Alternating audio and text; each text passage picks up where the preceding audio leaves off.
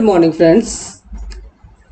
आज हम देखेंगे कि SUMIF and SUMIFS कौन सा फार्मूला ज़्यादा कन्वीनियंट, ज़्यादा इजी और ज़्यादा प्रिसाइज होता है।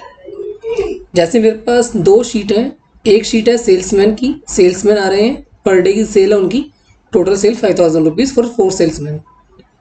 अब हम इस डेटा को यहाँ एक्सट्रैक्ट करेंगे सम इफ के थ्रू कि टोटल सेल्समैन की सेल कितनी थी, किस सेल्समैन की। सम इफ पहले रेंज मांगता है, टारगेट रेंज में मुझे लास्ट शीट पे जाना पड़ेगा।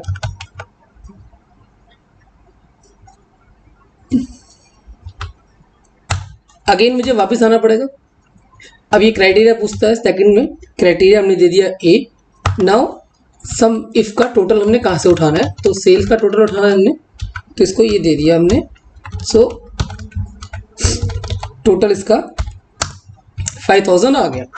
5000 इसमें मुझे क्या करना पड़ा, इसमें मुझे दो बार पहले यहाँ फॉर्मूला लिखना पड़ा, फिर मुझे इधर जाना पड़ा, फिर मैं वापस आया, फिर मैं यहाँ गया और फिर वापस आया।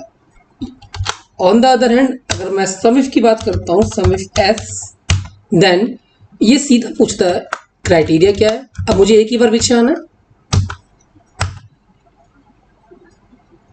क्राइटेरिया रेंज क्या है, मुझे कहीं शीट मूव नहीं करनी पड़ी, बस मुझे एक बार फिर वापस अपनी जगह पर आना है, एंड ये मेरा क्राइटेरिया है। So again the result is same.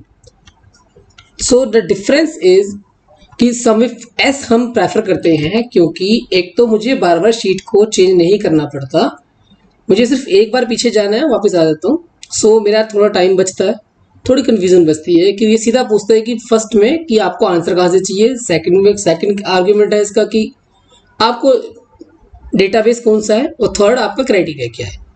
On the और साथ में आपको क्या है कि सम इफ एस के अंदर आप इस फॉर्मूले को एक्सटेंड भी कर सकते हैं मल्टीपल क्राइटेरिया के अंदर।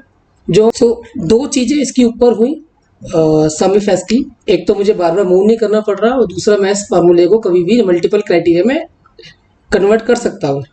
सो I usually prefer to use SUMIFS as compared to some if.